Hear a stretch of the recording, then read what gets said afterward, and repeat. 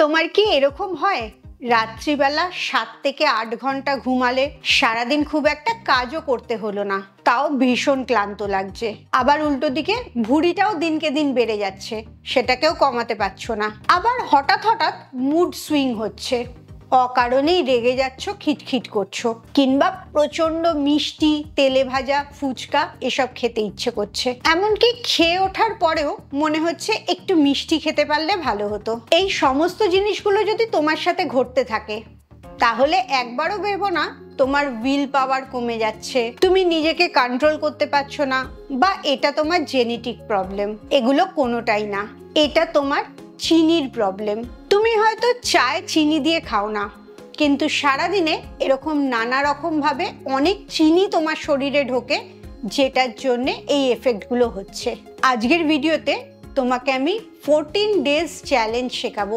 এই 14 ডেজ তুমি কিভাবে স্টেপ বাই স্টেপ চিনি থেকে বেরোতে পারবে, কোথায় কোথায় তোমার চিনিটা বেশি খাওয়া হয়ে যাচ্ছে, এবং যার ফলে তোমার ওজনটা খুব তাড়াতাড়ি কমবে, ভুঁড়িটা অনেক ভালো কমবে, মুড সুইং হবে না, খাবারের পুষ্টিটা তোমার শরীর ভালো নিতে পারবে, আর তার সাথে অ্যাডিশনাল যেটা হবে সেটা হচ্ছে তোমার মুখের চামড়াটা, চুলটা, সমস্ত জিনিসগুলোই অনেক ভালো হবে, তোমাকে অনেক বেশি অল্প বয়স্ক দেখতে লাগবে। তাই আজকের ভিডিওটা খুব মন দিয়ে দেখো এবং কালকে থেকেই এই 14 ডেজের চ্যালেঞ্জটা নিতে শুরু করো। Welcome to good life with Sukanya. আমি লাইফস্টাইল কারেকশন কোচ। আমার প্রোগ্রামে রোজ দেশ বিদেশ থেকে বহু মানুষ যোগ দিচ্ছে, তাদের মানসিক স্বাস্থ্য, শারীরিক স্বাস্থ্য ভালো করে একটা নতুন জীবন ফিরে পাচ্ছে। তুমিও যদি এই প্রোগ্রাম সম্বন্ধে জানতে চাও, আমার 2 ঘন্টার অনলাইন সেশন জয়েন করতে চাও, তাহলে এক্ষুনি নিচের হোয়াটসঅ্যাপ নাম্বারে LCW লাইফস্টাইল কারেকশন ওয়ার্কশপ এই কথাটা লিখে হোয়াটসঅ্যাপ করো। এই 14 ডেজ চ্যালেঞ্জটা শুরু করার আগে বলে নি চিনিটা কেন তোমার এত সমস্যা করে। অ্যাভারেজে মানুষ নানা রকম খাওয়ার মাধ্যমে রোজ 22 চা চামচ চিনি খায়, যেটা অ্যাকচুয়াল যতটা খাওয়া উচিত তার থেকে 4 গুণ বেশি, এবং এই চিনিটার বেশিরভাগটাই অজান্তে খাওয়া হয়। যখন তোমার শরীরে এত বেশি চিনি ঢুকছে তখন ব্লাড সুগার স্পাইক অনেক বেশি হয়, আর এই ব্লাড সুগার স্পাইক হওয়া মানে ইনসুলিনটা প্রয়োজনের থেকে বেশি বেরোচ্ছে, যার জন্যে তোমার ক্রেভিংটা অনেক বেশি হচ্ছে, ব্লাড সুগারটা নর্মালের থেকে নিচে নেমে যাচ্ছে, প্রচন্ড খিদেও বেড়ে যাচ্ছে। এই কারণে এই ব্লাড সুগার স্পাইকটার জন্যেই তোমার পেটের চর্বিটাও অনেক বেশি জমতে থাকে। 3 নম্বর যে সমস্যাটা হয় সেটা হচ্ছে কোষগুলো ফুলে যেতে থাকে, তাতে তোমার নানা রকম শরীরে ব্যথা হয়, জয়েন্টে ব্যথা হয়, উঠতে বসতে অসুবিধা হয়, এমনকি তোমার ভাবনা চিন্তাটাও ডিস্টার্ব করে দেয়। আর 4 নম্বর যেটা সবচেয়ে বড় বিপদ হয় সেটা হচ্ছে এই চিনির ক্রেভিংটা অনেকটা কোকেনের মতো, যত বেশি খাবে আরো বেশি খেতে ইচ্ছে করবে। তাহলে বুঝতেই পারছো তুমি এখন একটা নেশাগ্রস্ত মানুষ হয়ে গেছো, এবং এই 14 দিনে এই নেশার থেকেই তুমি নিজেকে মুক্ত করবে। এবারে বলি স্টেপ বাই স্টেপ তুমি কি করবে। প্রথম 3 দিন যখন চিনিটা ছাড়ছ, প্রচন্ড খেতে ইচ্ছে করবে এবং মুড সুইং করবে, এটাকে বলা হয় উইথড্রলস ফেজ। এই ফেজটা পার করা সবচেয়ে কঠিন। এই সময়তে যে সমস্যাগুলো হয়, হঠাৎ করে প্রচন্ড মিষ্টি খাবার খেতে ইচ্ছে করে, যেমন কেক, পেস্ট্রি, অন্যান্য মিষ্টি। যদি কিছু না পাও তাহলে চিনি দুধ দিয়ে চা খেতেও ইচ্ছে করে। 2 নম্বর প্রবলেম হয় প্রচন্ড মুড সুইং হয়, ইরিটেটেড লাগে, কারণ ব্রেনটা তখন প্রচন্ড হাই সুগার চায় আর তুমি সেটা দিচ্ছ না, তাই ব্রেনের সাথে তোমার একটা লড়াই হতে থাকে। 3 নম্বর সমস্যা হয় তোমার ভীষণ মাথা ব্যথা করে আর ক্লান্ত লাগে, কারণ তোমার শরীর এখন চিনিটা ছাড়া নিজেকে অ্যাডজাস্ট করার চেষ্টা করছে। যখনই একটা জীবনে নতুন নিয়ম আসে তখন এই প্রবলেমগুলো হতে শুরু করে।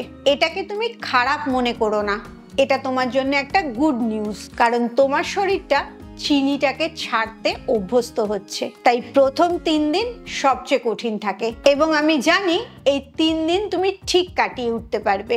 এবারে আসছি 4 নম্বর দিন থেকে 7 নম্বর দিন। এই দিনগুলোতে ম্যাজিক স্টার্ট হয়ে যায়, তোমার ফ্যাট বার্নিং শুরু হয়ে যায়, এবং ক্লান্ত হয়ে যাচ্ছিলে যে সেটাও আর হয় না, এনার্জিটা ফেরত চলে আসে। 4 নম্বর দিন থেকে তোমার এনার্জি বেড়ে যাচ্ছে, দুপুরবেলা বা রাত্রিবেলা খাওয়ার পর আর মিষ্টি খেতে ইচ্ছে করছে না, তোমার হজমটা ভালো হতে থাকছে, পেট ফুলে যাওয়া, বদহজম হওয়া বা অ্যাসিডিটি হওয়া এগুলো অনেকটা কমে যাচ্ছে এবং তোমার শরীর এখন নিজের চর্বিটাকে খরচ করতে শুরু করে দিচ্ছে, চিনির থেকে আর এনার্জি খরচ হচ্ছে না। এবারে আসি 8 নম্বর দিন থেকে 10 নম্বর দিন। 8 নম্বর দিন থেকে তোমার স্কিনে গ্লো আসতে শুরু করে দিচ্ছে। লক্ষ্য করে দেখো, চামড়ার প্রবলেমগুলো অনেক চলে যাচ্ছে, চুল পড়া কমে যাচ্ছে এবং চামড়াটা অনেক বেশি উজ্জ্বল হয়ে যাচ্ছে। তার সাথে সাথে তোমার ভাবনা চিন্তাগুলো অনেক স্বচ্ছ হচ্ছে। আর অবশ্যই এখন তুমি তোমার ওজন মেশিনে ওজন কমটাও যেরকম দেখতে পাচ্ছ, সেরকম পেটের ইঞ্চিটাও অনেকটা কমছে দেখতে পাচ্ছ।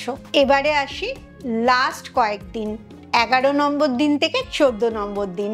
এখন তোমার বডিটা একদম রেডি হয়ে গেছে, ফ্যাট লসটা অনেক বেড়ে গেছে, মেটাবলিজমটা বেড়ে গেছে এবং এইভাবেই তুমি মেনটেন করতে থাকলে তোমার ওয়েট লসটা অনেক ভালো মতো এবং তাড়াতাড়ি হতে শুরু করবে। এই 14 দিনের মধ্যে তোমার মেটাবলিজমটা প্রচুর বেড়ে যাচ্ছে, যার জন্যে একই খাবার খেয়ে তোমার ওজন অনেক বেশি কমবে।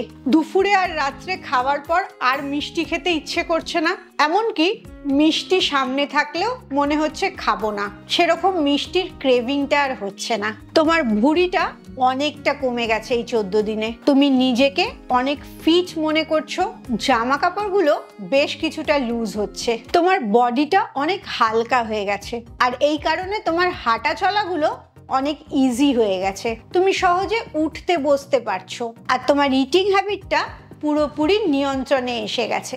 এবারে সবচেয়ে গুরুত্বপূর্ণ কয়েকটা জিনিস লিখে নাও, সেটা হচ্ছে এই 14 দিন কি খাবে আর কি অ্যাভয়েড করে চলবে। প্রথম যেটা খাবারের মধ্যে যোগ করবে সেটা হচ্ছে বেশ ভালো প্রোটিন, প্রচুর মাছ মাংস ডিম খেতে পারো, তার সাথে ভালো প্রোবায়োটিক যেমন দই, আর তুমি নিরামিষ খেলে পনির, টোফু, সয়া চাঙ্ক এগুলো অবশ্যই যোগ করতে পারো। 2 নম্বর, প্রচুর হেলদি ফ্যাট খাবে, যেমন নাটস অ্যান্ড সিডস, অল্প ঘি খেতে পারো আর অবশ্যই গোটা ডিম খাবে, যাতে ডিমের কুসুম থেকে গুড ফ্যাটটা শরীর পায়। 3 নম্বর, প্রচুর ফাইবার আছে এরকম খাবার খাবে, তার প্রথম নাম্বারেই আসে নানা রকম শাক সবজি, বিশেষ করে যেগুলো সবুজ রঙের হয়, আর কোনো সবজি যদি খোসা শুদ্ধ খাওয়া যায় তাহলে অবশ্যই সেটা খোসা শুদ্ধ খাবে আর নিয়মিত কোনো না কোনো শাক খাবে।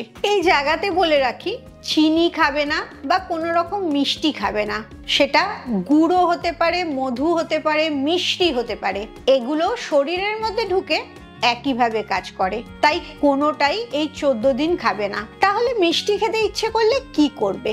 তখন অবশ্যই কোনো মিষ্টি ফল খেতে পারো। প্রাকৃতিক মিষ্টি বলতে মিষ্টি ফলটাকেই বোঝানো হয়, তাই ওই ফলটা খেয়ে তোমার মিষ্টি খাওয়ার ইচ্ছেটাকে কম করবে। এবারে আসি কি খাবার একদম খাবে না, সেটা হচ্ছে কোনো রকমের ফলের রস খাবে না বা কোল্ড ড্রিঙ্কস খাবে না যেগুলোয় মিষ্টি দেওয়া থাকে। দ্বিতীয়টা হচ্ছে কোনো রকম সিম্পল কার্ব খাবে না, যেমন ময়দার জিনিস, সেটা নুডলসও হতে পারে বা সাদা পাউরুটিও হতে পারে। আর ভাতও যদি খাও সেটা খুব পরিমাণে কম খাবে, রান্না করা ভাত 150 গ্রামের বেশি কখনোই খাবে না। আর লাস্ট যেটা একদম খাবে না সেটা হচ্ছে প্যাকেটের খাবার, কোনো রকম চিপস, বিস্কিট, চানাচুর সব প্যাকেটের খাবার এই কদিন বন্ধ রাখবে। আর অবশ্যই একটা জার্নাল মেনটেন করবে, খাতাতে রোজ লিখে রাখবে কি খাচ্ছ, যাতে নিজে বুঝতে পারো বেশি সুগার বেরোচ্ছে শরীরে, এরম খাবার খাচ্ছ কিনা। আমার আরো সুগারের অনেক ভিডিও আছে, সেই ভিডিওগুলো দেখলেও আরো আইডিয়া পাবে কিভাবে মেনটেন করবে। তাহলে তুমি রেডি তো 14 ডেজের সুগার চ্যালেঞ্জটা নেওয়ার জন্যে?